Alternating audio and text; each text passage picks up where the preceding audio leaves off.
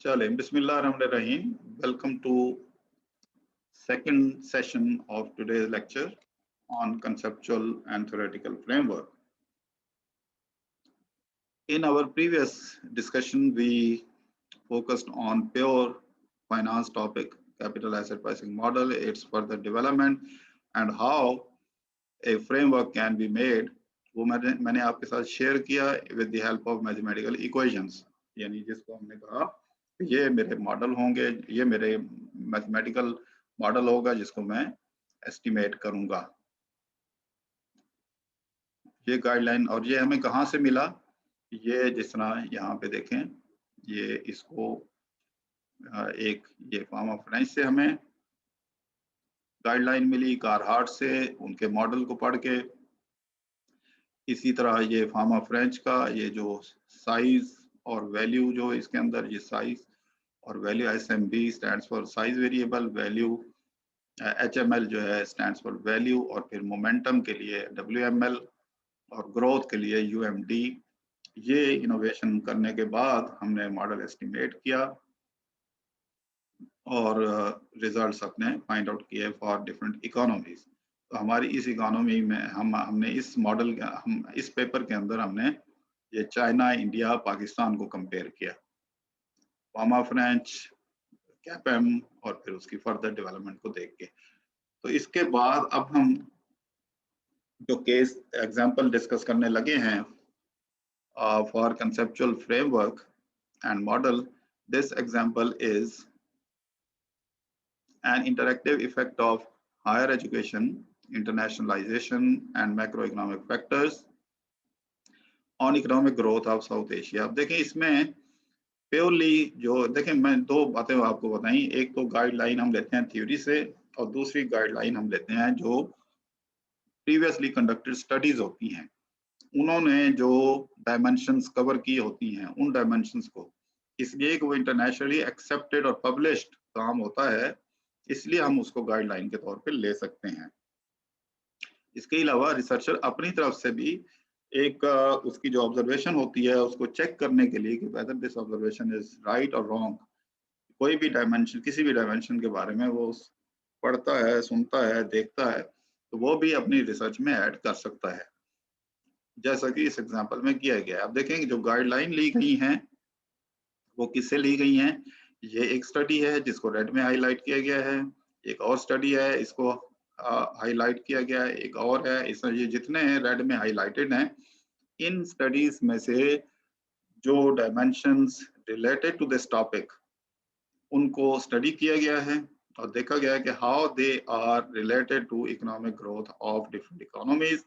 और फिर इसके अंदर एक नई डायमेंशन जो ऐड की गई है जो कि बहुत सारे स्टडी से एविडेंस के तौर पे सामने आई, that is written here in red, highlighted as red. देखें, education does not directly determine economic growth as claimed by the previous studies. So basically the claims of the previous studies have been here not openly accepted, they are challenged by the writer. और क्या फिर उसका अपना point of view क्या है, यानी actually this is my point of view कि education and training improve productivity of national and international factors. यानी यहाँ क्लेम ये किया जा रहा है कि national and international factors excuse me, national and international factors not directly determine the economic growth of an economy, rather their improvement through education and training may lead to enhancement of economic growth of an economy. तो यहाँ पे ये claim करने के बाद यानी education directly नहीं, इसी तरह economic factors, international factor directly नहीं, बल्कि एजुकेशन का इनके इम्प्रूवमेंट में रोल है, इंटरनेशनल फैक्टर्स और मैक्रो इकोनॉमिक फैक्टर्स की इम्प्रूवमेंट में, उनकी प्रोडक्टिविटी में, और फिर उनका रोल आता है इन दी एनहांसमेंट ऑफ इकोनॉमिक ग्रोथ. ये क्लेम अब इसके फ्रेमवर्क इसका कैसे बनेगा, तो जाहिर है यहाँ से वेरिएबल्स आइडेंटिफाई किए गए. कौन कौन से वेरिएबल्स हैं? Number 1 education training, number 2 economic growth, और number 3 list of variables in the line of macroeconomic factors, और फिर another list of variables in the line of international factors। तो ये ज़हन में रख के ये फ्रेमवर्क बनाया गया, कंसेप्चुअल मॉडल जिसको कहते हैं।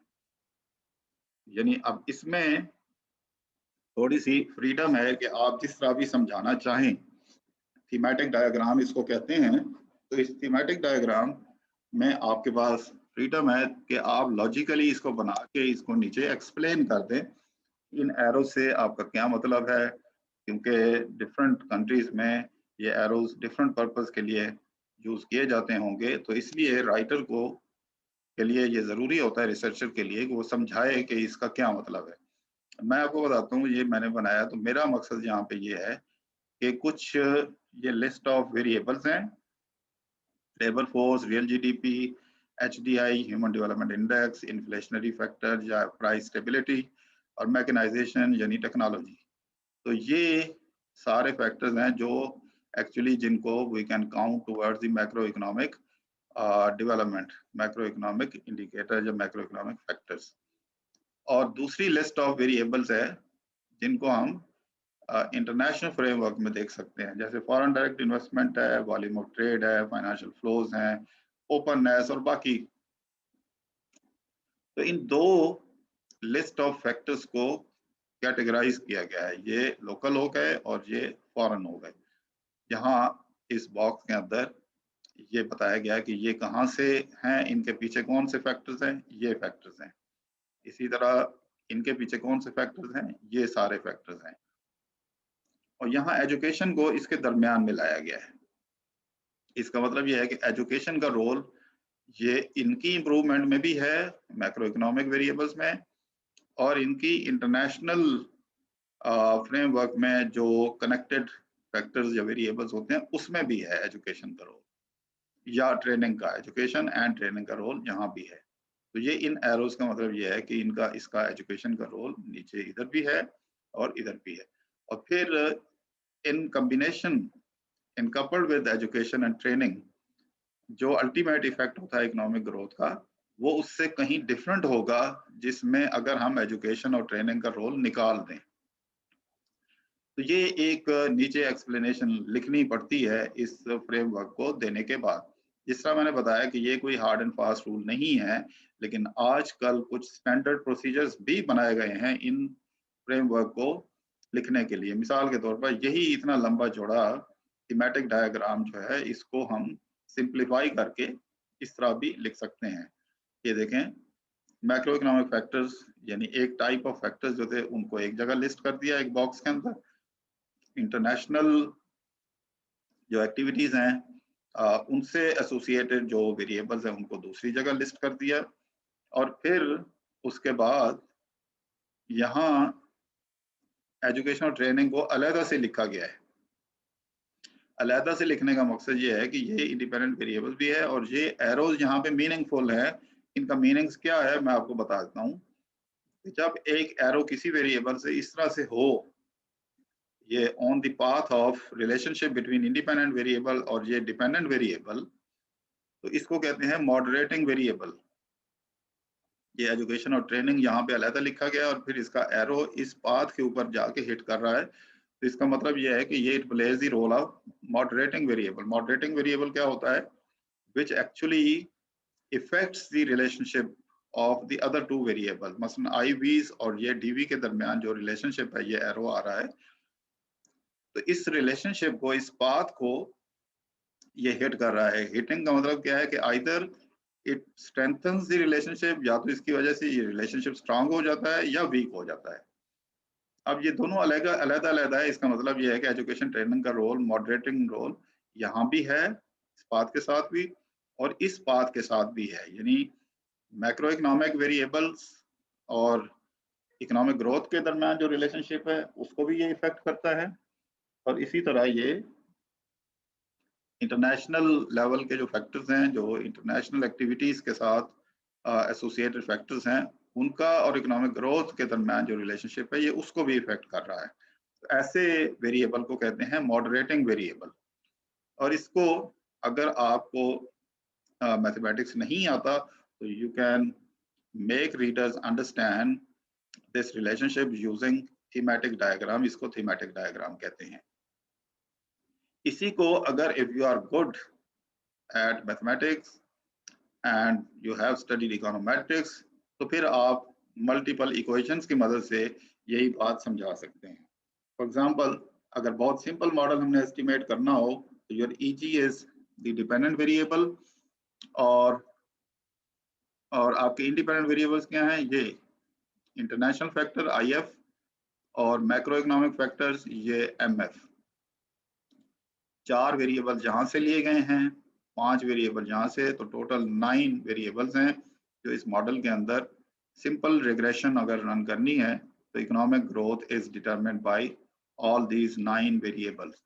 तो स्पेस सेविंग के लिए ये समेशन साइन जो है यूज की गई है, क्योंकि बार बार ये बीटा 1, बीटा 2, बीटा 3, बीटा 4 तक और फिर IF1, IF2, IF3 या उनके एब्रीवेटेड नाम जो हैं यहाँ से हम पिक कर सकते हैं। तो ये सिंपल इक्वेशन इस तरह भी लिखने का एक तरीका है।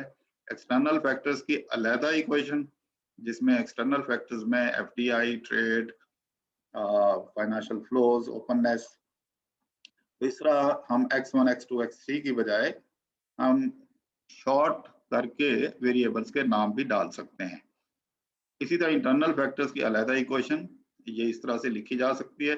ये आपके ऑब्जेक्टिव्स पे डिपेंड करता है कि आप किस तरह से आपने मॉडल एस्टिमेट करना है, तो आप उसी तरह लिख सकते हैं according to the guidelines in the pursuit of your objectives and research questions आप इसको लिख सकते हैं। इसी तरह अब ये जो एरो लगाए गए थे, ये अब इसकी जो परफेक्ट इक्वेशन है, जो एक मुकम्मल मॉडल है, वो यहाँ दिखाया गया है। ये पहला जो है ये एक्सटर्नल फैक्टर्स के साथ है, दूसरा जो है वो इंटरनल फैक्टर्स या मैक्रो इकोनॉमिक वेरिएबल्स के साथ है। इसकी इक्वेशन कैसे लिखी जाती है? ये apparently it is very horrible, but it is very simple. Inshallah we will be completing this session in a couple of minutes. तो ये देखें एक्सटर्नल फैक्टर्स के साथ इसका तरीका क्या है। पहले सारे जितने एक्सटर्नल फैक्टर्स हैं उनको आप लिख दें, और बीटा जो है वो जनरल नॉर्म है, प्रैक्टिस है, जब भी आप इक्वेशन लिखते हैं तो उनके कोफिशिएंट्स आप लिखने पड़ते हैं। हम इसके लिए बीटा यूज कर रहे हैं। और जब आप ये जो इस तरह का एरो हो, जैसा कि ये ऊपर दिखाया गया है, ये मॉडरेटिंग वेरिएबल हो, तो उस वेरिएबल को आप प्रोडक्ट फॉर्म में यानी मल्टीप्लिकेटिव फॉर्म में आप लिखते हैं। जैसे कि यहाँ पे FDI के साथ मल्टीप्लाई बाय एजुकेशन लिखा गया है, ट्रेड मल्टीप्लाई बाय एजुकेशन, इसी तरह foreign flows multiply by education, सबके साथ एजुकेशन को मल्टीप्लाई किया गया है। और फिर एजुकेशन को एज इंडिपेंडेंट वेरिएबल के तौर पर भी लिखा जाता है। ये मॉडरेशन के मॉडल्स की रिक्वायरमेंट है, तो मॉडरेशन में ऐसे लिखा जाता है, इसको मॉडरेटिंग मॉडल कहते हैं। ठीक है, ये एक मॉडरेशन का मॉडल है। इसी तरह अब इंडिपेंडेंट ऑफ एजुकेशन भी FDI without education, trade without education. अब एक ही इक्वेशन के अंदर ये सारी चीजें लिखनी पड़ती हैं ताकि हम इन बीटास को कंपेयर करके बता सकें कि क्या एजुकेशन का मॉडरेटिंग रोल है या मॉडरेटिंग रोल नहीं है। कैसे पता चलता है कि जब हम एस्टिमेशन करेंगे इन मॉडल्स को तो उससे ज्यादा क्लियर होगा, लेकिन यहाँ पे सिंपल अंडरस्टैंडिंग के लिए मैं समझा दूं कि जब आप ये जो FDI एजुकेशन के साथ है, ये FDI बगैर एजुकेशन के साथ, तो बीटा 1 और बीटा 6 को जब आप कंपेयर करेंगे और ये सिग्निफिकेंट अगर आ जाते हैं तो फिर आप कहेंगे कि education does play a very significant moderating role. इसी तरह यहाँ ट्रेड एजुकेशन के साथ है और आगे ये बीटा 7 जो है ट्रेड है विदाउट एजुकेशन। तो बीटा 2 बीटा 7 को कंपेयर करके पता चलेगा कि ट्रेडिंग एक्टिविटीज के अंदर एजुकेशन और ट्रेनिंग का रोल है या नहीं है। अगर सिग्निफिकेंट आ रहे हैं तो डेफिनेटली रोल है, अगर नहीं आ रहे हैं तो फिर नहीं है। तो ये एक मॉडरेशन मॉडल है। इसी तरह ये इंटरनल फैक्टर्स की इक्वेशन लिखी गई है, आप इसको गौर से देखें। मल्टीप्लिकेशन विद एजुकेशन, उसके बाद विदाउट मल्टीप्लिकेशन, और फिर ये एजुकेशन का अलग से वेरिएबल। तो इसी तरह ये बीटा 1 कंपेयर होगा, ये LF विदाउट कहाँ पे है LF, ये बीटा 1 कंपेयर होगा बीटा 7 के साथ, बीटा 2 कंपेयर होगा बीटा 8 के साथ, बीटा 3 कंपेयर होगा बीटा 9 के साथ। तो उससे पता चलेगा कि अगर ये सिग्निफिकेंट आ रहे हैं तो हम कहेंगे कि education plays a significant role और मॉडरेशन रोल या नहीं। अगर सिग्निफिकेंट है तो इट डज प्ले रोल, और अगर नहीं है तो फिर इट डज नॉट प्ले। लेकिन कंसेप्चुअल फ्रेमवर्क क्या है कि हम देखना चाह रहे हैं कि एजुकेशन का मॉडरेशन रोल है या नहीं है। तो इस मॉडल में हमने सीखा कि मॉडरेशन अगर मॉडरेटिंग वेरिएबल है तो उसका फ्रेमवर्क कैसे बनेगा, ये उसका फ्रेमवर्क हो गया। ये जनरल एक कंसेप्चुअल फ्रेमवर्क है जिसको एक्सप्लेन करना जरूरी है। इसको अब क्योंकि जब से एंड्रयू हेस ने बुक लिखी है तो इस किस्म के मॉडल को अब समझना आसान है। लेकिन अगर आप अपनी मर्जी से कुछ समझाना चाहते हैं तो फिर आप ये डायग्राम बना के नीचे इसकी डिटेल लिख देंगे ताकि पढ़ने वाले को समझ आए कि इन एरोस का क्या मतलब है, इन वेरिएबल्स का इधर से आ रहे हैं एरो तो इधर से आ रहे हैं तो ये है, तो इनका सबका क्या मतलब है। तो इस सेशन में इतना ही।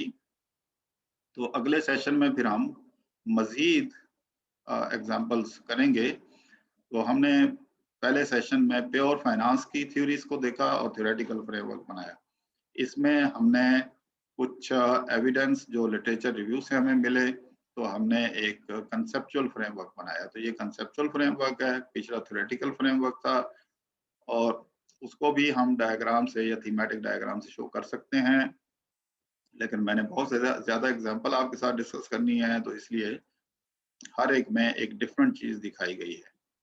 अब ये उसका मैथमेटिकल मॉडल है। तो इस सेशन में इतना ही, फिर अगले सेशन में हम ये एग्जांपल नंबर 3 एक डिफरेंट केस के साथ करेंगे। तो थैंक यू वेरी मच।